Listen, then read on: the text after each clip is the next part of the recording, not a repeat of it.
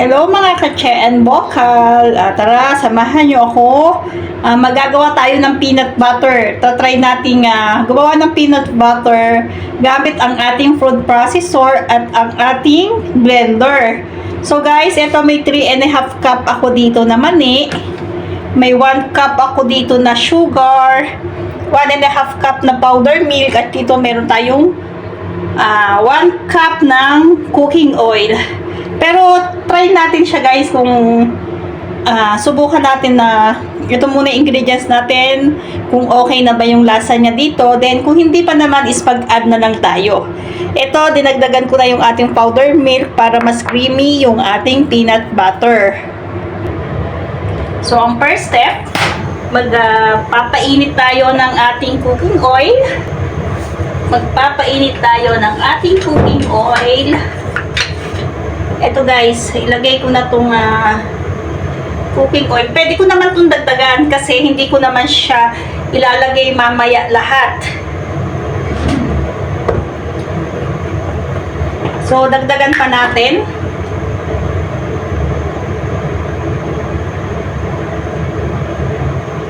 Ayan, kulang 1 cup yung idinagdag natin para lumubog yung ating mani sa pagluto natin.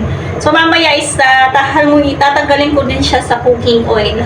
Lutuin muna natin yung ating mani at dahan-dahan lang natin ilalagay yung ating cooking oil. So yan guys, painitin ko lang yung ating painitin natin yung ating mantika.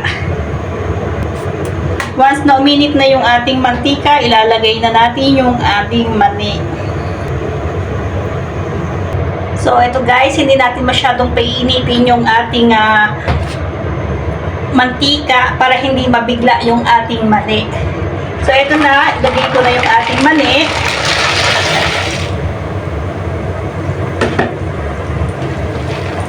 Halu-haluin lang natin hanggang sa pumula yung ating mani. Hininaan ko yung apoy. So, half kilos lang itong ating mani na ito. So, dapat 250 ml yung ating mantika. So, kinap ko lang siya. Kasi pagka sa 1 kilo ko guys na mani, nakakalagay ako dati ng half liters ng mantika. Then, kalahating kilo din na sugar. Tapos sa Pilipinas kasi ang ginagamit natin is cream. Yung original na cream yung ginagamit natin. So dito, powder milk yung ating gagamitin. Kasi wala tayong nabibiling cream dito sa Saudi Arabia. Ito guys, halu-haluin lang natin para mapantay yung luto ng ating mani. Make sure guys na maluluto yung ating mani. So, kaya lang, ayan, dire-diretso lang yung ating paghalo dito sa ating mani. Pero mas masarap din to guys kung yung gagamitin nating mani is yung may balat. Ito is pure na peanut butter. Kasi yung iba, naglahalo sila ng harina. For example, 1 kilo yung harina mo, 1 kilo din yung mani, 1 liter yung mantika, at 1 kilo din yung sugar. Pagka yun yung may halong harina, 1:1 sa lahat ng ingredients. Pero ito kasi is pure, hindi natin siya lalagyan ng harina. Halu-haluin lang natin guys. So guys, ito na yung ating mani. Pula-pula na siya. Kaya diretso lang ang ating paghahalo. Kasi pag hindi natin ito hinalo, hindi magiging pantay yung kulay ng ating mani. May luto na, may mapula na, pero yung iba, hindi pa luto, tsaka hindi pa siya mapula. Kaya, continuous lang yung ating paghahalo. Ito guys, mapula na yung ating mani, pero konting papula pa yung gagawin natin. Para maganda rin yung kulay ng ating peanut butter. Kailangan is mapula yung ating mani. So ito guys, mapula na yung ating mani. Oh. Kaya maya is papatayin na natin yung ating kalan. Kasi habang mainit yung ating mantika, pumupula pa itong ating mani kahit na yan is wala ng apoy. Kasi andun pa yung init ng ating mantika. Ayan na siya guys, kung makikita nyo siya, mapula na siya. Kaya diretso lang ang ating pagkahalo.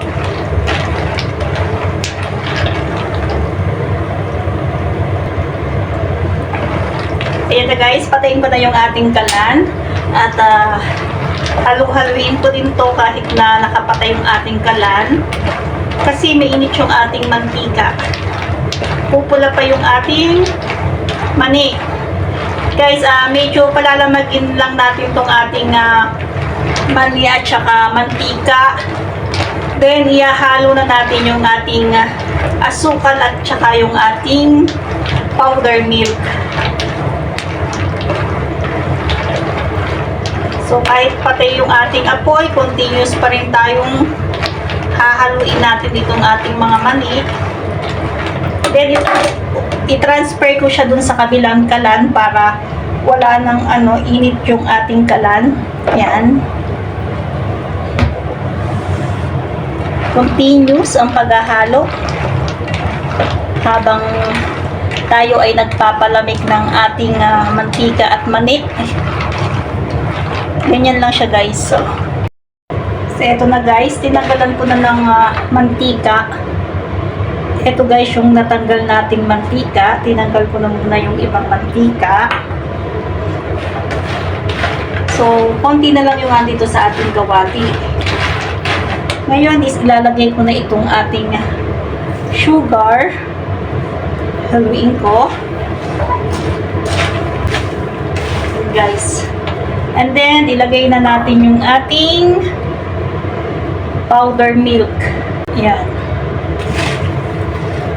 I-combine lang natin mabuti yung ating mga ingredients. Yung ating powder milk, yung ating sugar, yung mani. And guys, after that na makombine natin is food processor naman tayo. Ito guys is creamy na to guys. Itong peanut butter natin na to. So palamigin ko pa. Medyo may init pa. Then food processor. Tingnan nyo guys, ang dami ng ating powder milk. Kaya ito is creamy. Nakakamiss din yung peanut butter sa Pinas eh. Kaya gagawa tayo. So ito na, food processor tayo. Ito yung ating peanut. Maglagay ako dito.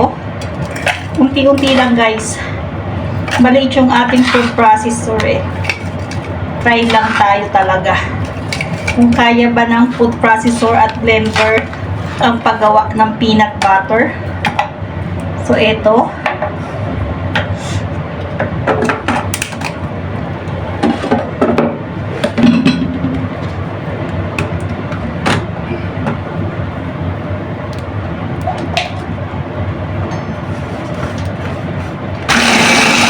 Ito na guys. Food processor na tayo. Mukha namang kakayanin. Unti-unti lang guys ang maliit ko at maliit itong ating food processor. And guys, okay na yung ating processor. Tingnan natin, check natin. Oh, ayan oh, ano na siya. Okay naman siya guys. Kaya lang pipino ito pagka sa blender naman. So, ito na ulit. Maglalagay na tayo ulit dito sa ating food processor. Yan. Dagdagan natin konti. Yan. Medyo dinagdagan ko siya guys. Okay naman pala. Yan. Takpan natin. Unang nag-ano ko siya. Ang bango nung una kong na food processor. Ang butter na siya. Ito na ulit guys. Yung ating ano na siya oh. Diba? Salin ko ulit dito sa aking lagayan. So guys, i-food processor ko lang hanggang sa matapos natin tong i-food processor. Then, i-blender na natin. Guys, ito na yung ating na food processor. Ayan na siya. Ngayon is i-blender naman natin. Yan na siya guys. Medyo magaspang pa siya. Kaya i-blender pa natin siya. Yan oh, di ba? So ngayon is i-blender natin siya guys. Lalagyan kong konting mantika. Lagyan kong 2 spoon na malaking spoon yung inilagay ko sa ating mantika.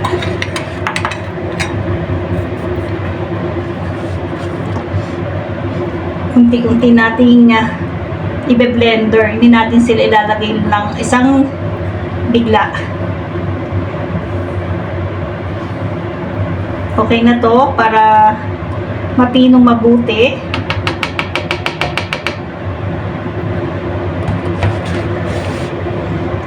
Unti-unti lang. Guys.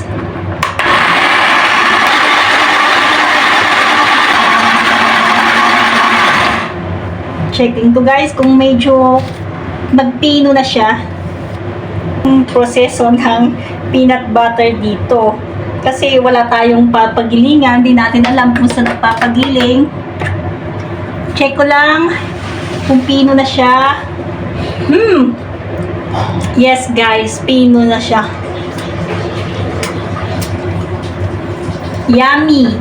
Yummy siya guys. Pero panuhan ko pa ulit. Yan na siya guys. Isali na natin sa lagayan. Guys, meron akong pinag-anuhan ng peanut dito na garapon. Dito ko na lang din siya isasalin. Naubos na namin to guys. So, peanut dito sa Saudi Arabia. Isalin na natin dito sa garapon yung ating peanut butter. Tingnan nyo guys, oh, ganda ng ano niya, oh. Yan ang ating peanut. Salin natin dito. Yan guys, gamitan natin ng spatula. Diretso na natin dito sa garapon. Then, salinan ko ulit. Lagyan ko lang ng isang kutsara na lang na mantika. Okay ko na lahat guys, maano naman siya. Mabilis naman siyang mapino. Konti lang naman to guys, kalahating kilo lang to. Nag-sample tayo kung maganda ba yung blender lang ang gamit. Ito guys, nasalin ko na oh. Yan. Na yan. Then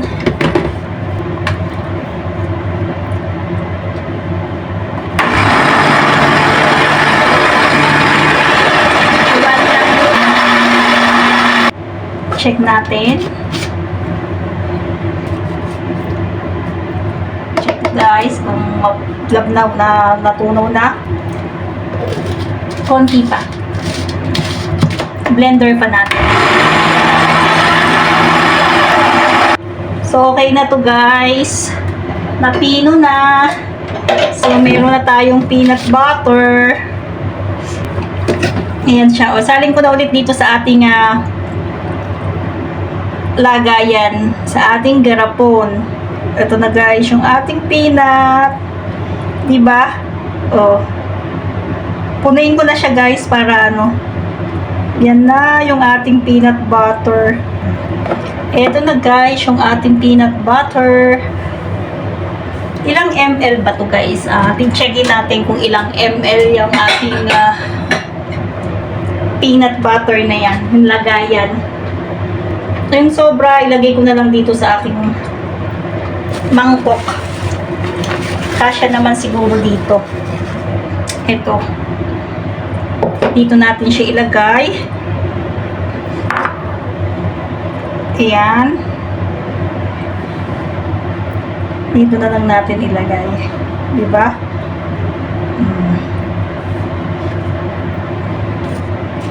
Pino naman pala siya guys. O, diba? Pwede tayong gumawa ng peanut butter. Kung natatahaw ka sa peanut butter sa Pinas, kayang-kaya natin yan guys. O, ito yung ating peanut.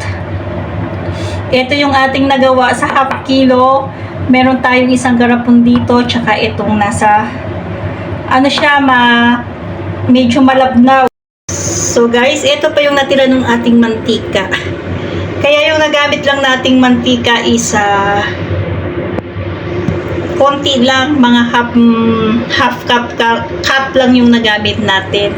So ito yung natira, kaya lang natin dinagdagan ng mantika kanina is para baluto yung ating mani. So guys, ayan na. Garapon pala is 510 grams yan. Ayan. At ito yung ating yung nasa mangkok, nasa bowl. Yan na lang natin inilagay. Maraming salamat po sa inyong love and support guys. Sana nakarating kayo sa dulo ng aking video. Sana nagustuhan niyo itong aking ginawang peanut butter. Ayan. Yung mga ating ginawang peanut butter. Kayang-kaya pala natin gumawa ng peanut butter na gamit lang ang food processor at blender guys. Yan po. Maraming salamat po sa inyong lahat. Sana huwag kayong magsasawang sumuporta kay Che and Vocal. So ito na guys yung ating peanut butter. Thank you so much.